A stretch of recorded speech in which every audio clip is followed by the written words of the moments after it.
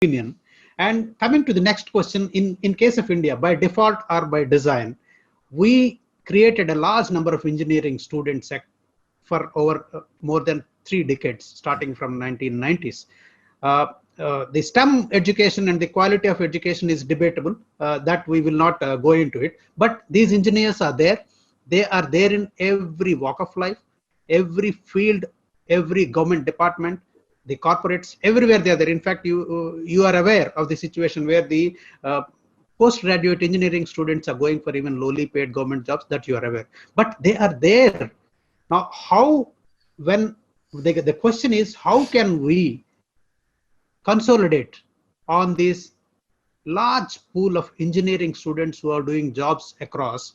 And when you say the people are getting modernized, how do we make sure that these people they are awakened, they are informed, and they become part of this awareness?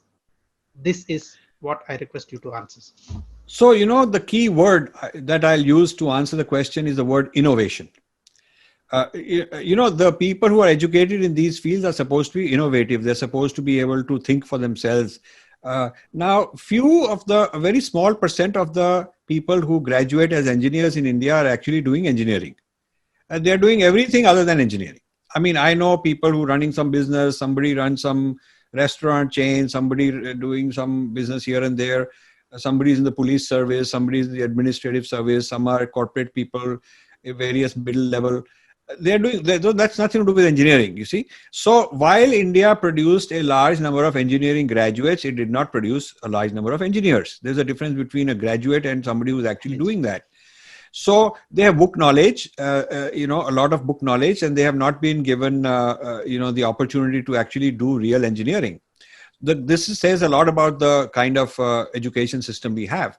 This education system was created by the British, who openly wrote in the early 1800s, starting with Macaulay and others, that if we give these people an inferiority complex about their own culture and we make them into kind of second-class Englishmen and deny them, creativity and just make them babus and clerks, they can run the country for us. We will be the boss and they will run the country for us. The same way as now, the future is the elite will run the world through algorithms. The algorithms are the babus, the kind of automated babus, because they have the rules and they run the show. Previously, there were no algorithms, so you need human beings and train them with algorithms. So basically, the training of Indians was teach the algorithm. The British told you, do this, do this, do this, do this. This is your job. Don't ask too many questions and don't worry about what the other fellow does. Just do this job. So we continued this education system for 200 years, which is a real shame. Now, people ask me, were Indians ever creative? And they think that it's a fault of our tradition. But I point out that, look at the contributions to astronomy and mathematics and the pioneering in basic, the creators of linguistics and grammar, from Panini onwards and so many others. You look at practical, physical level infrastructure in ancient archaeology, whether it is the Saraswati Indus civilization, Harappa, Dholavira, all those places. You look at the metallurgy in some various sites. And this list goes on and on. And it spread from India to Southeast Asia, and it went all the way to Afghanistan. All those, before they were destroyed, those places were really part of the Indian landscape. And a lot of this went to the Middle East. A lot of Indian metallurgy went to church bells. The first church bells, when you go and do the metallurgy of the oldest church bells that exist, though that metallurgy is Buddhist. Buddhists used to send bell as a kind of Emperor Ashoka used to send a bell through his ambassadors to all parts of the world with some inscriptions on them.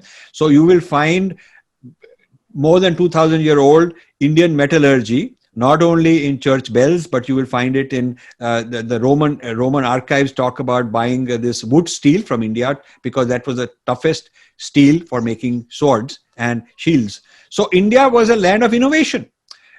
Medicine, so much medicine. So if you look at the innovation of the Indian mind in those times, you cannot say that Indian people are always kind of dumbed down. It is not true.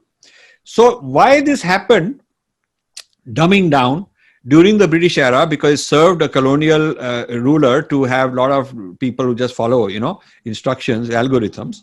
Indians are very good at learning an algorithm the master teaches you and carrying it out. This is very Indian, became famous for that. So this is the problem. You cannot be an engineer if all you do is follow some algorithm. You must know how to do engineering as a creative person.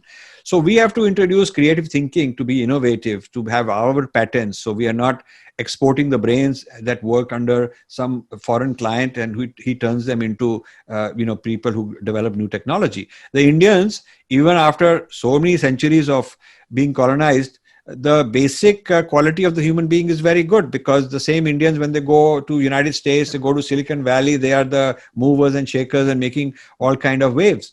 So the problem is in India. The problem is not the Indian individual lacking brains. That's not the problem, because I know enough people all over the world who are doing very well. The problem is somehow in India, we do not have an ecosystem based on merit, based on innovation.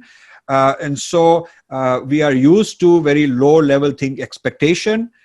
We just teach children something in college, and then they recite it back in some exam and they pass the exam. So, you have large number of, on the one hand, you have large quantity of STEM people, but the quality is not there. So therefore, the challenge is how to change this whole system. We have one government after another. We have one education minister after another promising to do all those things, but they don't do it. I mean, the job is not some state speeches somewhere in parliament or going to some manthan and make some speech and get some big applause. The job is you got to not only redo the curriculum, but you got to train lakhs of teachers. In order to train millions of students, you need to train lakhs of teachers, because, the number of teachers all over from kindergarten all the way to college is large number of teachers.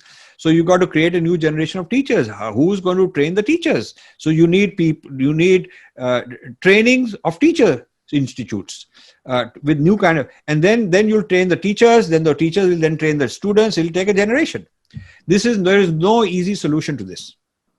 This is why in my case study, I'm saying that India's problems are very complex, because the challenges, the negative consequences of AI, whether it's in the hands of China, Pakistan producing weapons, whether it's in the hands of breaking India forces, creating internal problems, whether it's in the hands of industrialists creating competitive products which dislocate the old workers and employees, whatever the kind of disruption, the solution to it requires upskilling, and upskilling takes time.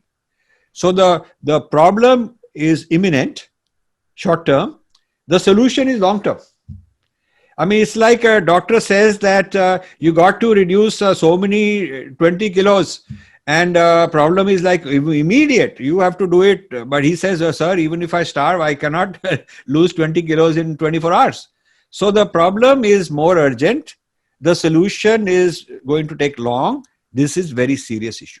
Very serious issue. How to turn India's STEM graduates into functioning engineers, functioning scientists, functioning mathematicians, functioning in some field. So this is the challenge your generation and younger generations have to face. Also concerned about some wrong things that India is doing, which is, for example, turning the IITs into humanities and liberal arts. So what will happen is it all become like Ashoka University and JNU and these kind of places, and create Gadar. And so, the STEM requires, if you look at the rise of China, is because they really created scientists and physicists and material scientists and AI people and engineers, really created a whole generation of that, which is the largest population of actually practicing engineers, not with their degrees, but actually practicing scientists, actually practicing people in those fields, is in China. Numerically, and USA is scared of that, because US does not have such a large population to produce such a large number of technology people. So India is making a mistake. Instead of upgrading the STEM to higher quality, more innovativeness, more patents, and have incubators, have projects, like when you go to Stanford or MIT or Carnegie Mellon or Princeton University right here, as an undergraduate, you're innovating, you're inventing things, you're already starting doing startups here and there. Venture capital is coming to you, funding you and all that, undergraduates even. So instead of creating that, The Indian government is now saying, let's turn them into some humanities and social sciences people. It's a bad idea. The social sciences people are third rate standard. I mean, I'm sorry. I talk to a lot of social sciences people. They are third rate standard by international levels. They are just copycatting the social science taught in the West. They're teaching that in India. There is nothing, they don't understand their own society except through the lens of the Westerners. So these social sciences kind of bringing some extreme Marxist and postmodernist and post-colonialist type of view, subaltern view, are disconnected from the traditions of India itself. In India has its own social sciences. So social sciences got enough problems of their own. And AI, I'm also writing on how artificial intelligence is revolutionizing the social sciences, revolutionizing even in the West. So let's say the old social sciences which are in the West, let's call it 1.0. And let's say AI is going to create a social sciences 2.0 in the West. It's happening. While in India, we are still on the Western 1.0 social sciences, which came long time ago. Those 1.0 social sciences, we are now going to take over into the STEM also, which is a stupid thing to do. While the rest of the world is upgrading, is considering those social sciences to be obsolete and upgrading those to the new AI-based social sciences, we in India are going to take the engineering people and turn them into the old-fashioned social sciences. It's a strategic blunder that the education ministry is doing, and nobody has done a critique of it in this particular way. And I wanted an audience. I've not been given an audience. So this is why I'm going to the public. So I think the education system continues to have very serious problems.